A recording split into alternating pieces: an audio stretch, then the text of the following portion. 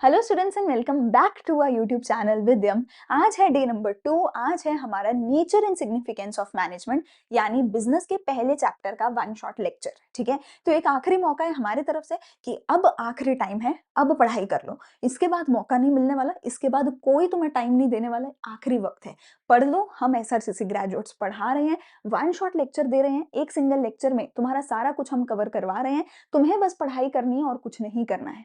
सो जल्दी से comment section में जाओ, डे नंबर 2 तुम्हारा नाम प्रेजेंस लिखो और उसके साथ ही हम करते हैं आज के लेक्चर को स्टार्ट।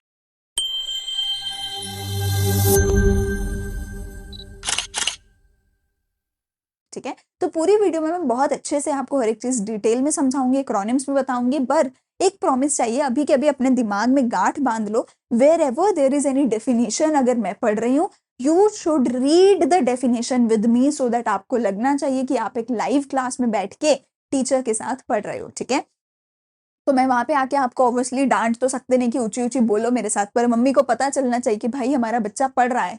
ठीक है, बैठ के फोन में कुछ और नहीं देख रहा। तो जब भी मैं डेफिनेशन पढ़ूंगी, you have to read the definition, the points with me. ठीक है, चलो सबसे पहले मैनेजमेंट की डेफिनेशन पढ़ते हैं, जिसको मैं डिटेल में समझाऊंगी। सबसे पहले मैनेजमेंट की डेफिनेशन में क्या कहा गया है? Management has been defined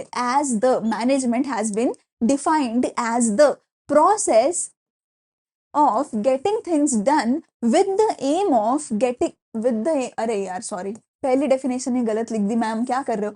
with the aim of achieving goals, with the aim of achieving goals effectively and efficiently। चलो दोबारा पढ़ो। Management has been defined as the process of getting things done with the aim of achieving goals effectively and efficiently। effectively and speak with me, efficiently। तो सबसे पहला word यहाँ पर मेरे पास बोला गया है कि एक प्रोसेस है। किस चीज का प्रोसेस है? काम करने का प्रोसेस है। क्यों करना है काम? ताकि गोल्स पूरा कर सको। और गोल्स को कैसे पूरा करना है? इफेक्टिवली एंड एफिशिएंटली पूरा करना है। देखो, कोई भी बिजनेस, ये इन रियल लाइफ ऑल्सो हमें कुछ ना कुछ काम करना पड़ता है। इवन इफ आप एक वीडियो देख रहे हैं तो आप एक काम कर रहे हैं। हर काम को करने के लिए एक तरीका होना चाहिए, एक सिस्टमेटिकली प्रोसेस होना चाहिए। वो अगर आप एक सिस्टमेटिक सही तरीके से एक सही प्रोसेस के साथ काम कर रहे हैं, कोई भी काम कर रहे हैं, तो आप मैनेजमेंट कर रहे हैं रियल लाइफ में। अपने टाइम की मैनेजमेंट कर रहे हैं, अपनी स्टडीज की मैनेजमेंट कर रहे हैं, अपने रिलेशंस की मैनेजमेंट कर रहे हैं, अपने घर की मैनेजमेंट कर रहे हो, अपने रूम, अपने वार्डरोब की मैनेजमेंट कर रहे हो, अपने स्कूल और घर की, ट्यूशन की लाइफ को बैलेंस करके मैनेजमेंट कर रहे हो। ठीक है, तो अपनी लाइफ में कभी भी कोई काम आप कर रहे हो, सिमिलरली बिजनेस बहुत सारे काम करता है। हर काम को करने का एक सही तरीका होता है, जिसको हम मैनेजमेंट बोलते हैं। पर ये काम क्यों करते हैं? इसीलिए करते हैं क्योंकि हमारे दिमाग में एक गोल पहले से सेट होता है। मुझे अपने रिश्ते अच्छे से चलाने हैं, स्कोर अच्छा लेके आना है, स्कूल में अच्छा परफॉर्म करना है, मम्मी पापा से डांट नहीं खानी है। तो एक गोल होता है, उसी के लिए आप ये काम करते हो, मैनेजमेंट करते हो, इफेक्टिवली और एफिशिएंटली करते हो। सबसे पहले प्रोसेस क्या है? तो प्रोसेस का बेसिकली क्या मतलब होता है कि आप स्टेप बाय स्टेप कोई काम करते हो। पढ़ो, the term process refers to the primary activities performed in an organization by the management to achieve their objectives. It includes planning, organizing, staffing, directing and controlling. ठीक है, तो बेसिकली मैनेजमेंट के process में हम ये सारे काम करते हैं। क्यों करते हैं? सो दैट जो भी ऑर्गेनाइजेशन है वो अपने गोल्स को अचीव कर सके, अपने ऑब्जेक्टिव्स को फाइनल अचीव कर सके। और इस प्रोसेस में क्या आएगा? तुम्हारी बुक नंबर 1 के सारे चैप्टर्स आएंगे इस पर्टिकुलर प्रोसेस में, प्लानिंग से लेके कंट्रोलिंग तक। ठीक है, इफेक्टिव और एफिशिएंट का क्या है? देखो, इफेक्टिव में मैंने टी को कैपिटल किया है, एफिशिएंट में मैंने सी को कैपिटल किया है। इफेक्टिव में मैंने टी को कैपिटल किया है, एफिशिएंसी में मैंने सी को कैपिटल किया है। तो टी फॉर टाइम को यहाँ पे बचाना है, सी फॉर कॉस्ट को यहाँ पे बचाना है। अगर आप कम से कम टाइम में काम पूरा कर देते हैं तो आप इफेक्टिव हैं। अगर आप कम से कम कॉस्ट में काम पूरा कर देते हैं तो एफिशिएंसी है। यहाँ पे इन दोनों में ही दो दो चीजें आती हैं। क्या? अगर मैंने बोला था कि बेटा 2 आवर्स में, ठीक है, लेट्स से 100 यूनिट्स बनाने हैं, तो इफेक्टिव कब हो सकते हो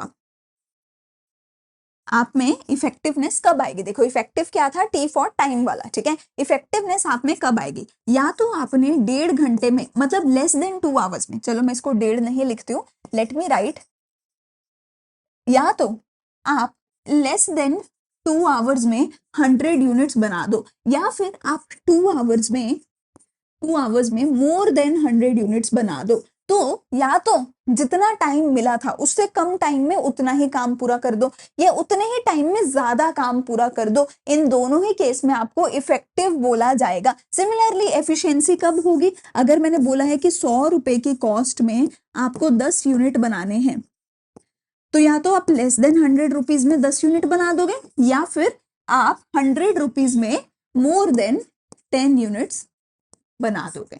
ठीक है, तो दोनों ही चीजें यहाँ पर होनी चाहिए, या तो कम 100 रुपए से कम में बना दो, या 100 रुपए में ज्यादा बना दो। तो मिनिमम टाइम में मिनिमम कॉस्ट में काम कर दो, या उतनी ही कॉस्ट में ज्यादा काम ज्यादा टाइम ज्यादा काम आप करके दे रहे हो। ठीक है, उतने ही कॉस्ट में उतने ही टाइम में, दोनों ही केस में आपको इफेक्टिव एफिशिएंट बोला जाएगा। तो effectiveness T for time, efficiency C for cost का ध्यान रखना है। तो इफेक्टिवनेस में क्या है? Completion of the task in the allotted time frame. If efficiency में क्या है?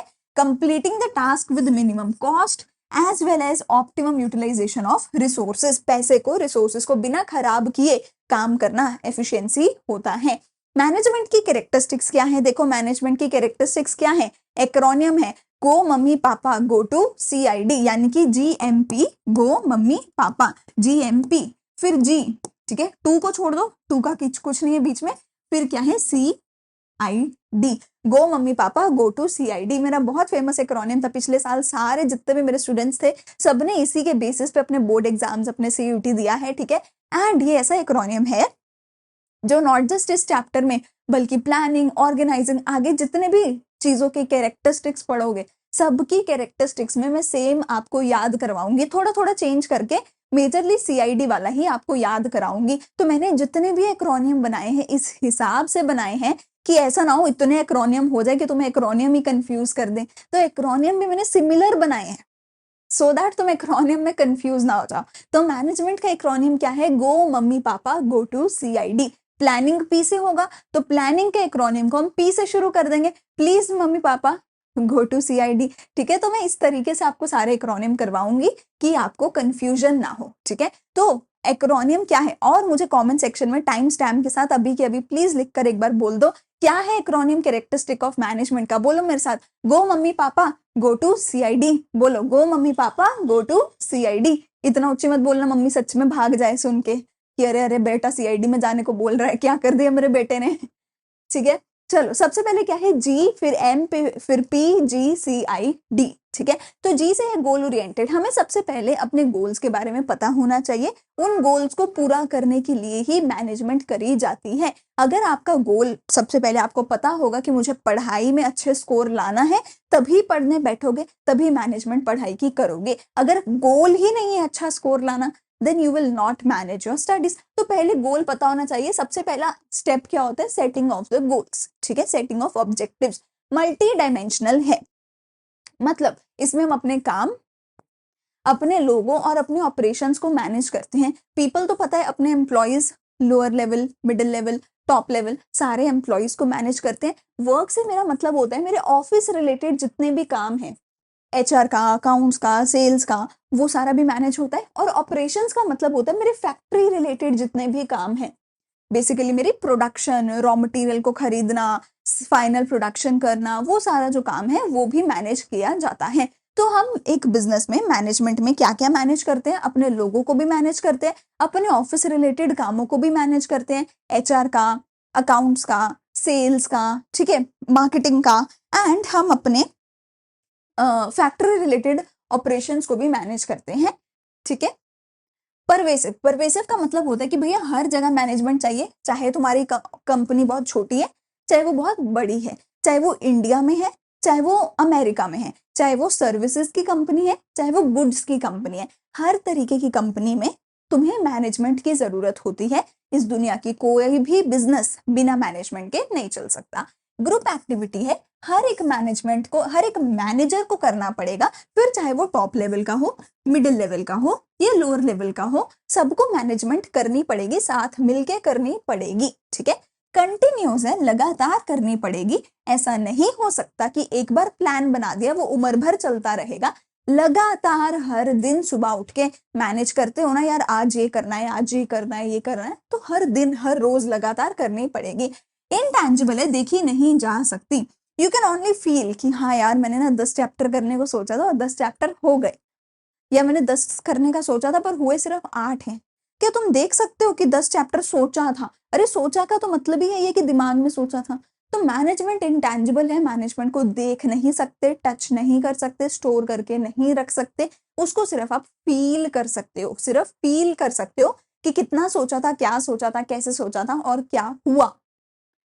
डायनामिक है, लगातार बदलती रहती है, मैनेजमेंट लगातार बदलती रहती है, हमारा एनवायरनमेंट लगातार बदलता रहता है। मैंने सोचा था आज पूरा काम कर दूंगी, आज मैं बीमार हो गई, आज मेरे घर पे रिलेटिव्स आ गए, आज मेरे दोस्त का फोन आ गया, आज कुछ ऐसा हो गया कि मैं काम नहीं कर पाई। Now I have to make a plan again, I have to do everything again, so I have to constantly change my management according to my business environment. जैसे ही एनवायरमेंट चेंज होगा, मुझे मेरे मैनेजमेंट को भी चेंज करना पड़ेगा। सो continuously changing होती है मैनेजमेंट। तो क्या है इसका एक्रोनियम, मुझे प्लीज कमेंट सेक्शन में लिख के बताना ताकि तुम सबको याद हो जाए।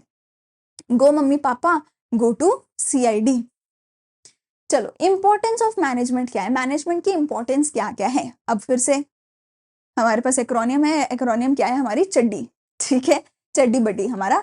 तो हमारी इंपॉर्टेंस ऑफ मैनेजमेंट क्या है कि भैया मैनेजमेंट हमारी चड्डी बड्डी है, ठीक है। तो चड्डी है हमारी मैनेजमेंट की इंपॉर्टेंस। इंपॉर्टेंस थी क्या थी, हाँ, इंपॉर्टेंस क्या है, creates dynamic environment, dynamic organization. अगर काम अच्छे से करते हो तो तुम एक ऐसी ऑर्गेनाइजेशन बना सकते हो जो चेंज के साथ चल सकती है। मतलब अगर मैं अच्छे से मैनेज करूंगी तो मैं पता है क्या करूंगी, मैं बोलूंगी कि ना 4 चैप्टर कर रहे हैं, 4 दिन का टाइम लगना चाहिए, मैं 5 दिन लेकर चलती हूँ कि मुझे 5 दिन में करना है। क्यों? क्योंकि एक दिन मैंने बीच में रखा है स्पेयर, कि बीच में कभी मैं बीमार हो गई या कुछ भी हो गया तो मैं उसको 5वें दिन पे कवर कर लूंगी, ठीक है। तो जब आप अच्छे से मैनेजमेंट करते हो तो जैसे ही ऑर्गेनाइजेशन में कुछ चेंज आएगा, आप उस चेंज के साथ कोप अप कर पाओगे।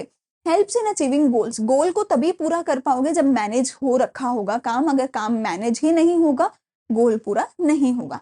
अचीविंग पर्सनल ऑब्जेक्टिव्स, आपके पर्सनल ऑब्जेक्टिव्स यानी आपके एम्प्लॉयज से रिलेटेड जितने भी ऑब्जेक्टिव्स हैं उसको पूरा करने में भी हेल्प करती है हमारी मैनेजमेंट। सोसाइटी की डेवलपमेंट करने में भी हेल्प करती है मैनेजमेंट, क्योंकि जब आप अच्छे से मैनेज करोगे ना सब कुछ, तो आप अपने एम्प्लॉयज को भी खुश रखोगे, कस्टमर्स को भी खुश रखोगे, गवर्नमेंट को भी खुश रखोगे, सप्लायर्स को, इन्वेस्टर्स को, सबको खुश रखोगे।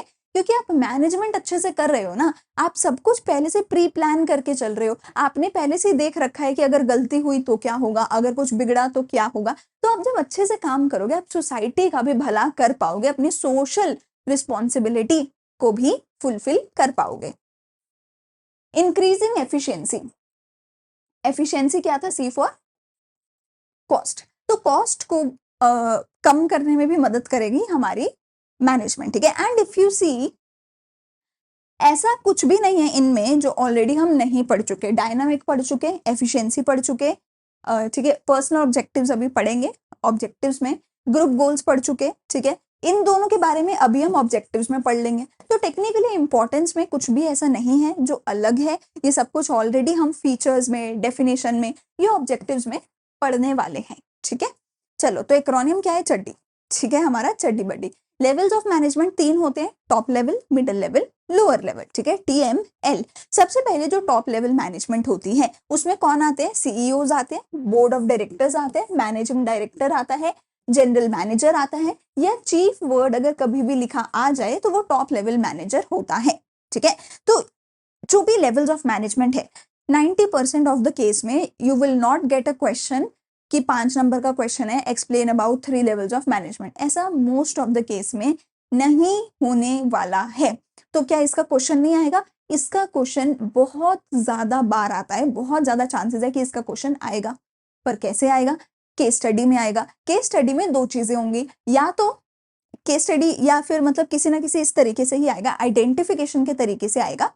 MCQ में आ सकता है, 2 तरीके से आ सकता है, या तो पोजीशन आइडेंटिफाई करना या तो काम आइडेंटिफाई करना। तो मैंने यहाँ पे तुम्हें ऐसे नहीं पैराग्राफ नहीं लिख के दिया, मैंने तुम्हें वर्ड्स लिख के दिए हैं जो वर्ड एग्जैक्टली तुम्हें बताएंगे कि कैसे तीनों को आइडेंटिफाई करना है। अगर पोजीशन आइडेंटिफाई करनी है तो सीईओ की, बोर्ड ऑफ डायरेक्टर की, कोई भी चीफ, कोई भी चीफ लेवल का कोई भी पोजीशन, चीफ के आगे कुछ भी वर्ड लिखा आ जाए, अगर चीफ लिखा आ गया, प्रेसिडेंट लिखा आ गया, वाइस प्रेसिडेंट लिखा आ गया, बोर्ड ऑफ डायरेक्टर लिखा आ गया, बोर्ड लेवल का कुछ भी आ जाए, मैनेजिंग डायरेक्टर लिखा आ गया, ये डायरेक्टर लेवल का कुछ भी आ जाए, बोर्ड लेवल का कुछ भी आ जाए, ठीक है, जनरल मैनेजर हो गए, ये सारे टॉप लेवल में आते हैं। इनका बेसिक काम क्या होता है? पॉलिसीज बनाना, प्लान्स बनाना। ये बाहर जाके कहीं पे ऐसे नहीं कि फील्ड पे जाके काम करते हैं, ये अपने एसी वाले ऑफिस में बैठते हैं और अपने लैपटॉप्स पे, स्प्रेडशीट्स पे काम करते हैं, प्लान करते हैं, पॉलिसीज बनाते हैं, बहुत मोटा पैसा लेते हैं, बहुत हाई पेइंग इनकी सैलरीज होती हैं, बहुत हाईली इंटेलिजेंट होते हैं, आईआईएम्स वगैरह के, एमबीए के होते हैं, ठीक है। ये बजट बनाते हैं, ठीक है, पूरी ऑर्गेनाइजेशन का प्लान, पॉलिसी, सब कुछ ये बनाते हैं। मैं वर्ड बता रही हूँ, जब भी वर्ड आ जाए ना ओवरऑल ऑर्गेनाइजेशन, जब भी वर्ड आ जाए पूरी ऑर्गेनाइजेशन, तो वो सिर्फ और सिर्फ टॉप लेवल होगा। टॉप लेवल के अलावा और कोई पूरी ऑर्गेनाइजेशन के लिए जिम्मेदार नहीं होता, ठीक है। सोसाइटी का जहां भी नाम आ जाए, सोसाइटी के रिलेटेड कुछ भी अपने रिस्पॉन्सिबिलिटी को फुलफिल करना, ये सिर्फ टॉप लेवल करता है, नीचे वाले सोसाइटी के बारे में नहीं सोचेंगे, ठीक है। पॉलिसी बनाना, स्ट्रैटेजी बनाना, ये सब टॉप लेवल का काम होता है। तो जब भी पूरी ऑर्गेनाइजेशन के लिए कुछ करना है, सोसाइटी के लिए कुछ भी करना है, प्लान्स और पॉलिसीज को बनाना है, बजट को बनाना है, तो वो टॉप लेवल करेगा। मिडिल लेवल में कौन होते हैं? कोई भी एक डिपार्टमेंट का नाम आ जाए, कोई भी डिपार्टमेंट, अगर उस डिपार्टमेंट का, ठीक है, कोई भी अगर एक डिपार्टमेंट का नाम आ जाए, उस डिपार्टमेंट का कोई मैनेजर, उस डिपार्टमेंट का कोई हेड अगर है, तो वो मिडिल लेवल में आता है। देखो अब ऊपर मैंने क्या बोला था? General manager, general manager, general manager मतलब पूरी ऑर्गेनाइजेशन का मैनेजर, और पूरे ऑर्गेनाइजेशन मतलब टॉप लेवल। पर अगर मैं बोलूं सिर्फ किसी एक डिपार्टमेंट का, कोई भी डिपार्टमेंट, कोई भी, अकाउंट्स, फाइनेंस, ठीक है, sales, marketing, HR, production, purchase, दुनिया का कोई भी डिपार्टमेंट का नाम आ जाए और आ जाए कि उस डिपार्टमेंट का मैनेजर है, उस डिपार्टमेंट का हेड है, तो वो पक्का से क्या होगा? मिडिल लेवल मैनेजमेंट होगा। इसका काम क्या है? अपने डिपार्टमेंट को देखना, ठीक है, अपने खुद के डिपार्टमेंट को देखना इनका काम है। टॉप लेवल ने जो पॉलिसी बनाई, जो स्ट्रैटेजी बनाई, उसको एग्जीक्यूट करवाना इनका काम है। टॉप लेवल और लोअर लेवल के बीच में एक लिंक बनना इनका काम है, उनके बीच में बातचीत करवानी इनका काम है। लोअर लेवल मैनेजर का ध्यान रखना, लोअर लेवल का ध्यान रखना इनका काम है। मोस्टली 90% ऑफ केस में, मिडिल लेवल के केस में सिर्फ डिपार्टमेंट का नाम आ जाता है, या वर्ड डिपार्टमेंट अपने आप में लिखा आ जाता है, वर्ड डिपार्टमेंट अपने आप में लिखा आ जाता है, या किसी एक डिपार्टमेंट का नाम आ जाता है, जैसे अकाउंट्स, फाइनेंस, एटसेट्रा। अगर डिपार्टमेंट लिखा हुआ है या किसी भी एक डिपार्टमेंट का नाम है, उसके मैनेजर की बात हो रही है, तो ये पक्का मिडिल लेवल है, पक्का मिडिल लेवल है। लोअर लेवल मैनेजमेंट, ठीक है, इनके सबसे पहली चीज तो बहुत सारे अलग अलग नाम है जो याद करने पड़ेंगे, और इनमें से कोई एक नाम लिखा आता है mostly. First line manager, shop floor level का मैनेजर, ऑपरेशनल लेवल का manager, foreman manager, supervisor, foreman, supervisor, ठीक है, first line, shop floor, operational, इनमें से कोई भी अगर एक नाम आता है, ये सारे नाम किसके हैं? लोअर लेवल मैनेजर्स के, ये सारे के सारे नाम हैं। लोअर लेवल मैनेजर का काम क्या होता है कि इनके अंडर एक्चुअल वर्कफोर्स काम कर रही होती है, इनके अंडर एक्चुअल वर्कफोर्स काम कर रही होती है। ये एक्चुअल वर्कफोर्स का ध्यान रखते हैं, उनसे काम करवाते हैं, उनकी लड़ाइयां सॉल्व करना, उनकी सोल्यूशन निकालना, उनकी मदद करना, उनकी देखरेख करना, सारा काम ये करते हैं। मतलब कि जो फैक्ट्री में एक्चुअल में मजदूर काम कर रहे हैं, वो जो मजदूर हैं वो एक्चुअल वर्कफोर्स है। उन मजदूरों के ऊपर जो हेड है, पहला सबसे फर्स्ट लेवल का, उसको लोअर लेवल या first line shop floor level बोला जाता है। इसीलिए इसको शॉप फ्लोर बोला गया कि एक्चुअल फ्लोर पे जहां मजदूर काम कर रहे हैं, उस फ्लोर पे एक्चुअल में खड़े होके ये लोग मजदूरों से काम करवाते हैं, लेबर से काम करवाते हैं, ठीक है, तो उसको लोअर लेवल मैनेजर बोल रहे हैं, ठीक है। एक्चुअल इंप्लीमेंटेशन ऑफ वर्क ये लोग करवाते हैं लेबर से, और ये लोग का मेन काम ही यही होता है कि मिडिल लेवल से जो ऑर्डर आया, ठीक है, वो ये एक्चुअल वर्क फोर्स से काम करवाए। मतलब मिडिल लेवल क्या करती है? सिर्फ इनको बता देती है कि ये काम करवाना है। लोअर लेवल एक्चुअल में वहां पे खड़े होके सिर पे करवाता है कि अरे भैया अच्छे से करो काम, अरे लड़ाई क्यों कर रहे हो, चुपचाप काम करो, ठीक है, वो लोअर लेवल का काम होता है, ठीक है। तो मैंने तुम्हें बता दिया है कि एग्जैक्टली क्या लिखा आएगा पोजीशन के बारे में या उनके नाम और उनके काम के बारे में, ठीक है। स्क्रीनशॉट्स लेने की कोई जरूरत नहीं है। इफ यू से कि भैया पीछे हो जाओ स्क्रीनशॉट लेने दो, ये पूरे के पूरे नोट्स बहुत साफ सफाई से, यहाँ पे तो मैंने घचमच किया हुआ है, ठीक है, साफ सफाई से टेलीग्राम पे मिल जाएंगे। वहां से जाके पूरा पीडीएफ उठाओ ना, क्यों एक एक स्क्रीनशॉट लेके फोन भरते हो, मिलेंगे भी नहीं स्क्रीनशॉट कभी वापस से तुम्हें, ठीक है। ये वापस से आ गया, चलो ये तो रिपीट हो गई है हमारी स्लाइड। चलो ऑब्जेक्टिव्स ऑफ मैनेजमेंट, 3 ऑब्जेक्टिव्स होते हैं, OPS ऑपरेटिंग सिस्टम। 3 ऑब्जेक्टिव्स होते हैं, क्या? Organizational, personal, social. क्या? ऑर्गेनाइजेशनल, पर्सनल, सोशल, ठीक है, ऑर्गेनाइजेशनल, पर्सनल, सोशल। तो सिंपल भाषा में अगर तुम सोचो, अगर तुम किसी का भला करने का सोचो, ठीक है, अगर तुम्हें फॉर एग्जाम्पल मैं 1 करोड़ रुपए दूं और तुम सोचो इस 1 करोड़ रुपए से तुम्हें किसी का भला करना है, तो तुम किसका करोगे? सबसे पहले अपना, कि मुझे गाड़ी चाहिए, मुझे घर चाहिए, मुझे कपड़े चाहिए, सबसे पहले ये करोगे। अपना हो गया, मम्मी को भी चाहिए, पापा को भी चाहिए, भाई को भी चाहिए, बहन को भी चाहिए, अपने घर वालों का। और जब अपने घर वालों का भी भला हो गया, अपना भी हो गया, अपने घर वालों का भी हो गया, फिर किसके पास जाओगे? फिर सोचोगे कि चलो थोड़ा गरीबों का भला कर देते हैं, सोसाइटी में किसी का भला कर देते हैं, अपने दोस्त का या किसी रिश्तेदार का भला कर देते हैं। तो टेक्निकली कोई भी इंसान अगर सोचता है सबसे पहले अपने बारे में, फिर अपने परिवार के बारे में, और फिर बाहर जाके दुनियादारी और सोसाइटी के बारे में सोचता है। 3 चीजों के बारे में हम सोचते हैं। कंपनी भी यही करती है, पहले अपने बारे में सोचती है ऑर्गेनाइजेशनल गोल्स में, फिर अपने परिवार के बारे में यानी अपने एम्प्लॉइज के बारे में सोचती है, और फिर सोसाइटी के बारे में सोचती है। इसीलिए मैंने जो ऑब्जेक्टिव्स हैं उनका मैंने क्या बोला? ऑर्गेनाइजेशनल, पर्सनल, सोशल, OPS, ठीक है। अपने बारे में क्या सोचती है? सबसे पहले कंपनी का होता है सरवाइव, बस इतना पैसा कमा लूं कि कंपनी बंद करने की नौबत ना आए, एम्प्लॉइज की सबकी सैलरी दे सकूं, इतना पैसा आ जाए। अब इतना पैसा आ रहा है, सर्वाइवल हो रहा है, तो हम कहेंगे इतना पैसा आ जाए, प्रॉफिट कमा सकूं, अपना घर भी अच्छे से चला सके, सारे इनकी सैलरी बढ़ा सकूं, इंप्रूवमेंट थोड़ा थोड़ा कर सकूं। अगर प्रॉफिटेबल भी हो गए, अब हम सोचेंगे ग्रोथ एंड एक्सपेंशन के बारे में, कि अब मुझे एक नई ब्रांच खोलनी है, नया प्रोडक्ट लॉन्च करना है, और बड़ा ऑफिस लेना है, फिर ग्रोथ के बारे में सोचेंगे। तो सर्वाइवल, प्रॉफिट, ग्रोथ, मतलब पहले रोटी कपड़ा मकान चाहिए, फिर एक और अच्छी नौकरी चाहिए, फिर एक बहुत अच्छा घर चाहिए, है ना, फिर वो ग्रोथ करनी है। तो सबसे पहले सर्वाइवल, फिर प्रॉफिट, फिर ग्रोथ के बारे में कंपनी सोचेगी। अपने लोगों का क्या सोचेगी? उनको पैसा अच्छा दे, उनको सोशल स्टेटस अच्छा दे, और उनको हायर लेवल नीड्स भी उनकी पूरी करे, उनको एक अच्छा ग्रुप हम बना कर दे लोगों का, ठीक है, एक अच्छा साफ सुथरा एनवायरनमेंट दें हम उनको, जहाँ पे वो अच्छे से काम कर सके, ठीक है। तो ये हमें अपनी फैमिली के लिए, अपने एम्प्लॉइज के लिए करना है। पर्सनल मतलब पर्सोनल, एम्प्लॉइज के रिलेटेड गोल्स।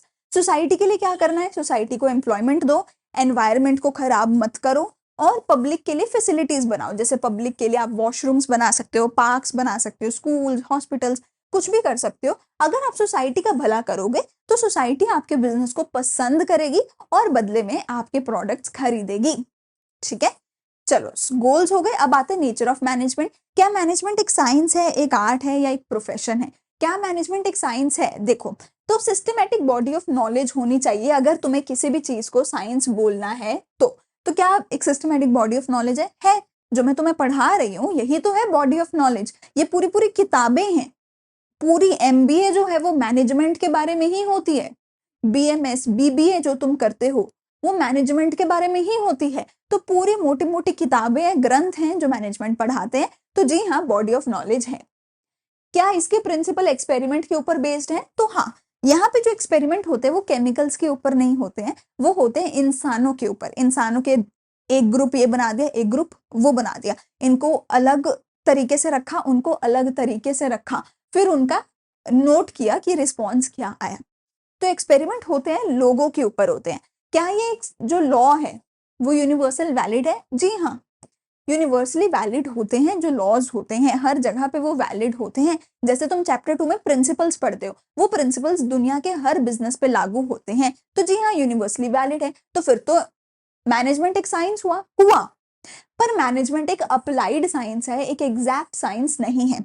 मतलब एग्जैक्ट साइंस होती है केमिकल्स के ऊपर। आप केमिकल A को केमिकल B के साथ मिक्स करोगे, हर बार सेम चीज निकल के आएगी, पर आप हमेशा अलग अलग लोगों के ऊपर एक्सपेरिमेंट करोगे तो हमेशा कुछ ना कुछ अलग निकल के आएगा। तो एग्जैक्ट नहीं है, नेचुरल साइंस नहीं है, अप्लाइड साइंस आप कह सकते हो।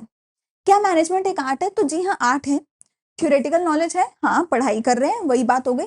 पर्सनलाइज्ड एप्लीकेशन है, हर कोई अपने तरीके से मैनेजमेंट करता है। तुम मुझे कितना भी कह लो कि मैनेजमेंट ऐसे ही होती है, मैं अपना पर्सनल तड़का लगाऊंगी। कभी मैं गुस्सा भी करूंगी, कभी मैं प्यार से भी समझाऊंगी, मैं अपना पर्सनल तड़का लगाऊंगी। तो पर्सनल एप्लीकेशन आर्ट की भी होती है, मैनेजमेंट की भी होती है, based on practice and creativity. तुम जितनी ज्यादा प्रैक्टिस करते जाओगे ना, तुम्हारी कला बढ़ती जाएगी। अगर मैं ड्राइंग कर रही हूँ, जितनी ज्यादा ड्राइंग करूंगी ना उतना अच्छा हो जाएगा। सिंगिंग करती हूँ, जितनी ज्यादा सिंगिंग करूंगी इंप्रूव होती जाऊंगी। पढ़ा रही हूँ, जितना ज्यादा पढ़ाती जाऊंगी इंप्रूव हो जाऊंगी। वैसे ही मैनेजमेंट है, जितनी ज्यादा करते जाओगे उतना बेटर बनते जाओगे। तो हाँ, मैनेजमेंट एक आर्ट है। क्या मैनेजमेंट एक प्रोफेशन है? क्या मैनेजमेंट एक प्रोफेशन है? तो जी नहीं, मैनेजमेंट एक प्रोफेशन नहीं है। क्यों नहीं है? पहले तो इसका एक्रोनियम देखो।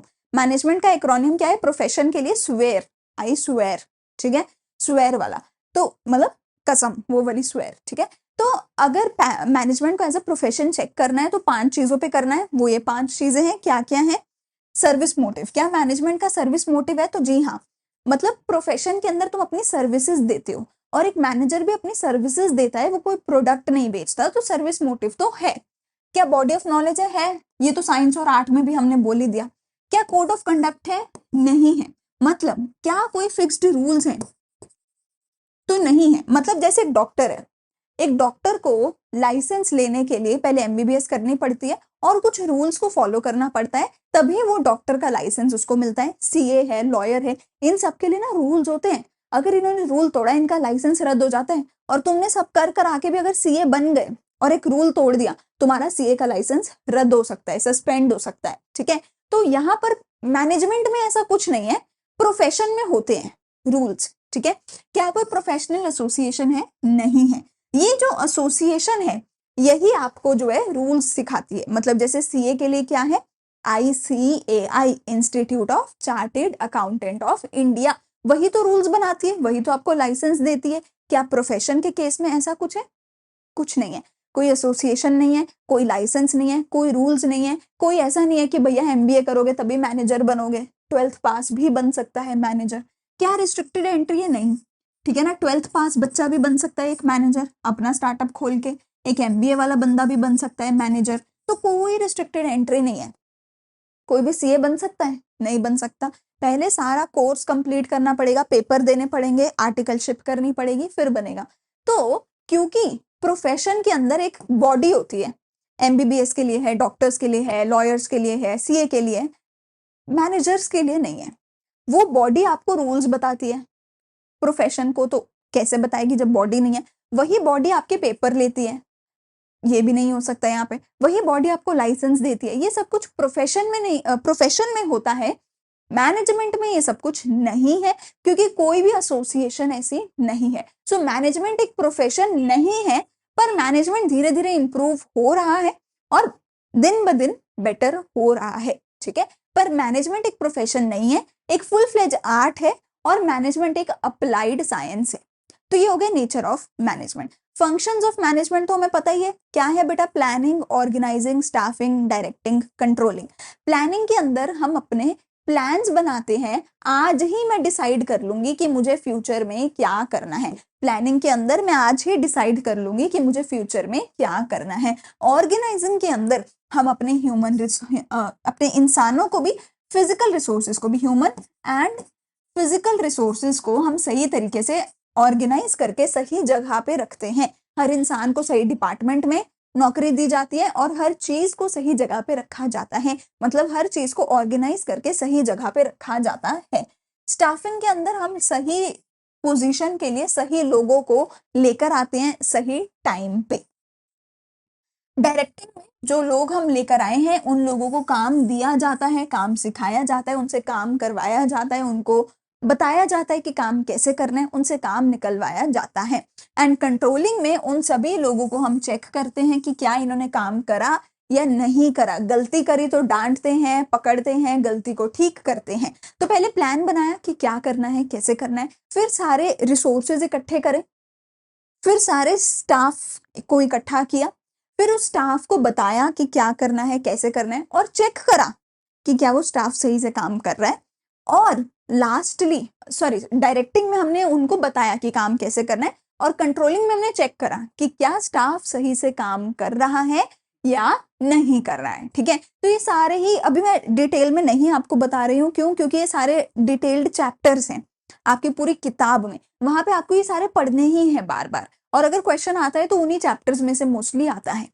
ठीक है, तो अभी आपको बस एक बेसिक समझना है इन सब का, डिटेल आप हर चैप्टर में इनकी पढ़ने वाले हो। तो ये हो गए हमारे functions of management, planning, organizing, staffing, directing, controlling, ये इसी लाइन में चलते हैं। प्लस एक चीज याद रखना, इन सबको फंक्शंस बोला जाता है। बहुत बार लोग कैरेक्टरिस्टिक्स के साथ इसको कंफ्यूज कर देते हैं। ठीक है, अलग अलग चीजों के साथ कंफ्यूज कर देते हैं। ये फीचर्स नहीं है, कैरेक्टरिस्टिक्स नहीं है, ये क्या है? फंक्शंस ऑफ मैनेजमेंट है। कई बार क्या करते हैं कि क्वेश्चन आ जाता है explain the functions of management, और बच्चे फीचर्स ऑफ मैनेजमेंट लिख के आ जाते हैं। तो this is not features, this is not characteristics, this is functions of management. Features क्या थे, कैरेक्टरिस्टिक्स क्या थी? वो acromion, go mummy papa, go to CID, वो था। ये फंक्शंस हैं। ठीक है, चले आगे। अगला मेरे पास लास्ट टॉपिक आता है कोऑर्डिनेशन का। अब जो कोऑर्डिनेशन है ना, ये लास्ट में टॉपिक है और छोटा सा टॉपिक है। हम इतने सारे टॉपिक्स पढ़ पढ़ के थक चुके होते हैं, तो इसको हम इंपॉर्टेंस देते नहीं है। पर let me tell you one thing, अगर कोई एक टॉपिक ऐसा है इस पूरे चैप्टर में जिसके आने की पॉसिबिलिटी सबसे ज्यादा है, तो वो ये है। इसके ऊपर तो बहुत सारे क्वेश्चन हर साल आए। आई डोंट थिंक मैंने कोई भी पिछले 3 4 5 साल का क्वेश्चन पेपर ऐसा देखा है जिसमें ये ना आया हो। हर साल इसका क्वेश्चन आता ही आता है, कोऑर्डिनेशन का। ठीक है, तो कोऑर्डिनेशन क्या है? कोऑर्डिनेशन की डेफिनेशन देखो, अकॉर्डिंग टू कुंट्ज एंड ओडॉनल। पढ़ो मेरे साथ, बोलो मेरे साथ, कोऑर्डिनेशन की क्या डेफिनेशन है? Coordination is the essence of management. मेरे साथ बोल रहे हो ना? Coordination is the essence of management for the achievement of harmony of individual efforts towards the accomplishment of group goals। ठीक है, तो क्या कह रहे हैं कि भैया हमारे ना ग्रुप गोल सेम है। अगर तुम एक कंपनी में काम कर रहे हो ना, तुम्हारी पूरी कंपनी सेम ही गोल के लिए काम कर रही होती है।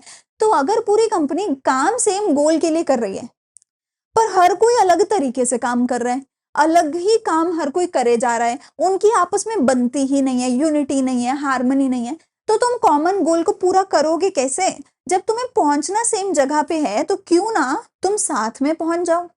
ऐसा होता है ना, सेम जगह पे पहुंचना है तो हम क्या करते हैं, 4 5 लोगों के साथ कैब शेयर कर सकते हैं कि ताकि जल्दी पहुंच जाए, कम पैसे में पहुंच जाए, है ना, सेफली पहुंच जाए। तो टेक्निकली अगर हमें सेम गोल को पूरा करना है, तो क्यों ना हम पूरी कंपनी साथ मिलके एक साथ काम करें, एक दूसरे से बातचीत करके काम करें, कोऑर्डिनेट करके काम करें। तो कोऑर्डिनेशन कहती है कि अगर तुम्हें सेम ही गोल्स को फॉलो करना है, फुलफिल करना है, तो तुम अचीवमेंट ऑफ हार्मनी लेकर आओ। जितने भी सारे इंडिविजुअल अपने एम्प्लॉयज हैं, वो सारे इंडिविजुअल एम्प्लॉयज जो भी काम कर रहे हैं, उन सभी इंडिविजुअल एम्प्लॉयज के कामों को साथ में जोड़ो और उनकी हार्मनी बनाओ, ताकि वो सारे इकट्ठे मिलके कॉमन गोल्स को पूरा कर सके। तो ये है हमारी कोऑर्डिनेशन। ठीक है, कैरेक्टरिस्टिक्स ऑफ कोऑर्डिनेशन क्या है? देखो, तो कैरेक्टरिस्टिक्स या फिर मैं नेचर बोल सकती हूँ। क्या है कैरेक्टरिस्टिक्स या फिर नेचर ऑफ कोऑर्डिनेशन? तो इसका भी हमारे पास एक्रोनियम है। एक्रोनियम क्या है? प्राइज्ड। एक्रोनियम क्या है? प्राइज्ड। ठीक है, तो देखो क्या एक्रोनियम है मेरे पास। सबसे पहले है P से परवेसिव फंक्शन, कि जो कोऑर्डिनेशन है परवेसिव है। परवेसिव मतलब हर जगह पे करनी पड़ेगी, हर जगह पे करनी पड़ेगी। डजेंट मैटर छोटी कंपनी बड़ी कंपनी, कौन सी कंपनी है, डजेंट मैटर। हर बिजनेस को, हर कंपनी को कोऑर्डिनेशन करनी पड़ेगी, हर मैनेजर को करनी पड़ेगी। तुम ये नहीं कर सकते कि सिर्फ लोअर लेवल वाले आपस में करते रहे, मिडिल को भी, टॉप लेवल को भी, सबको आपस में और एक दूसरे के साथ कोऑर्डिनेट करना पड़ेगा, तभी कॉमन गोल्स पूरे हो सकते हैं। इंटीग्रेट्स ग्रुप एफर्ट, तुम्हारे पूरे ग्रुप के एफर्ट्स को साथ मिला के इंटीग्रेट करने का काम करता है कोऑर्डिनेशन। कंटिन्यूअस है, लगातार करना पड़ेगा, एक बार करने से नहीं होगा। अगर मैंने एक बार तुम सबको मिला दिया कि भैया 10 लोग टीम बनाओ, और तुम 10 लोगों ने कोऑर्डिनेट करके एक टीम बना ली, मैंने तुम्हें बता दिया कि ऐसे ऐसे असाइनमेंट बनानी है, टीम बनाने के बाद तुमने आपस में बात ही नहीं करी तो असाइनमेंट नहीं बन पाएगी। तो तुम्हें लगातार कोऑर्डिनेट करते रहना पड़ेगा कि कौन क्या कर रहा है, कब कर रहा है, कब मिलना है, all of that. Unity of action, एकता आती है अगर तुम कोऑर्डिनेशन करते हो तो, ठीक है। और डेलिब्रेट फंक्शन है, जानबूझ के करे जाने वाला काम है। तुम अपने आप नहीं सोच सकते कि भैया चल मैं एक काम करता हूँ, मैं चैप्टर 1 के असाइनमेंट बना देता हूँ, बाकी लोग अपना अपने आप देख लेंगे। ऐसा नहीं हो सकता कि बाकी अपने आप देख लेंगे। सोचो मैंने तुम 10 लोगों को बोला कि ना 5 चीजों पे असाइनमेंट बना के लाओ, हर कोई एक ही चीज पे बना लाया, क्यों? क्योंकि सबको लगा मैं अपना एक देख लेता हूँ, बाकी अपना देख लेंगे, आपस में बातें नहीं करी। और सोचो तुम सारे सेम ही चीज पे बना लाए जबकि तुम सबको मिलके 5 पे बनानी थी। तो बेस्ट डिसीजन क्या होगा, सारे आपस में बात करेंगे और एक एक आपस में डिवाइड करेंगे कि किसने क्या करना है। और वो डिसाइड तभी होगा जब तुम जानबूझ के सोच समझ के एक दूसरे से बात करोगे, कोई मीटिंग करोगे, कोऑर्डिनेट करोगे और डिसाइड करोगे कि किसने क्या करना है। तो अपने आप नहीं हो सकता कि मैं अपना देख लेता हूँ, सब अपना अपना देख लेंगे, ऐसे नहीं होता। करना पड़ता है कि नहीं भैया मैं अपना भी देखूंगा और मुझे सबके साथ मिलके अपना देखना पड़ेगा और सारे लोग मिलके कोऑर्डिनेशन करें। अगर मैं अकेली सोचूं कि पूरी टीम में से मैं ही हूं जो कोऑर्डिनेशन करना चाहती हूँ तो भी नहीं हो सकता, हर एक टीम मेंबर को कोऑर्डिनेट करना पड़ेगा, ठीक है। लास्टली मेरे पास आती है इंपॉर्टेंस ऑफ कोऑर्डिनेशन। एक्रोनियम क्या है हमारा, जीआईएफ्स। जीआईएफ्स गिफ्स भेजते रहते हो ना व्हाट्सएप वगैरह पे, तो क्या है इंपॉर्टेंस, और ये इंपॉर्टेंट टॉपिक है, इसके ऊपर क्वेश्चन आता है।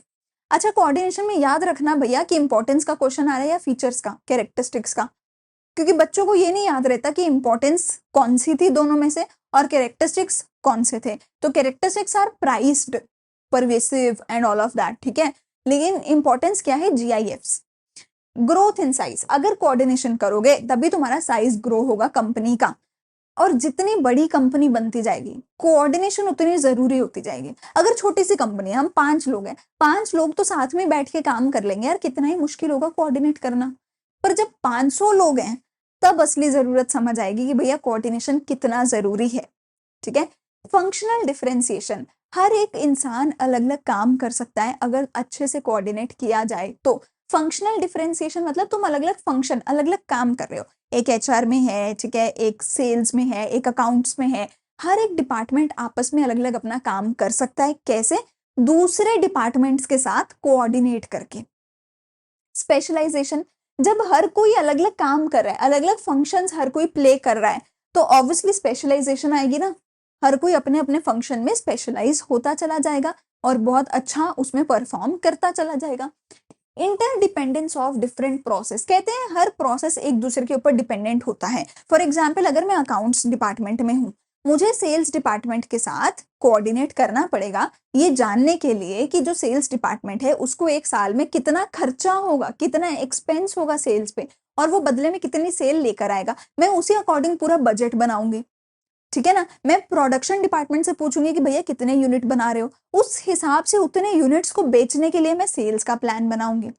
कितने एम्प्लॉयज की जरूरत है ये देखेगा एचआर डिपार्टमेंट, पर वो अपने आप नहीं देख सकता, वो सबसे पूछकर ही देखेगा, है ना, सबसे पूछकर ही डिसाइड करेगा कितने एम्प्लॉयज की जरूरत है। तो टेक्निकली हर एक डिपार्टमेंट अगर अपना अलग से काम करना चाहता है वो तभी कर सकता है जब वो सारे डिफरेंट डिफरेंट जो डिपार्टमेंट्स है उनसे कोऑर्डिनेट करे, क्योंकि सारे डिपार्टमेंट्स का जो काम है वो आपस में इंटरडिपेंडेंट होता है। तो हमारा आंसर क्या हो गया, एक्रोनियम क्या हो गया, GIFS, गिफीज, ठीक है। Growth in size, functional differentiation, ठीक है। GI से हमारे पास क्या आएगा, इंटरडिपेंडेंस ऑफ डिफरेंट प्रोसेस, और S से स्पेशलाइजेशन, ठीक है। यहाँ पे पूरे का पूरा होता है मेरा चैप्टर नंबर 1 खत्म। अगर वीडियो अच्छी लगे तो सब्सक्राइब करके जरूर जाना, बेल आइकन को प्रेस करके जरूर जाना, ताकि तुम हमें बता सको कि तुम्हें कंटेंट अच्छा लगा है और हम ऐसा कंटेंट और लाते रहें, ठीक है। हम देखो कोई प्राइस चार्ज नहीं कर रहे हैं, but we also need motivation through your like and subscribe, through shares, so that we can know कि भैया तुम्हें अच्छा लग रहा है और हमें और काम करना है और कंटेंट बनाना है। टेलीग्राम पे, व्हाट्सएप पे, इंस्टाग्राम पे, हर जगह फॉलो करो ताकि तुम्हें रेगुलर अपडेट्स, नोट्स, MCQs सब कुछ मिलता रहे। अगर वीडियो अच्छी लगी तो मिलते हैं अगली वीडियो में, फॉलो जरूर करके जाना। Thank you, bye bye.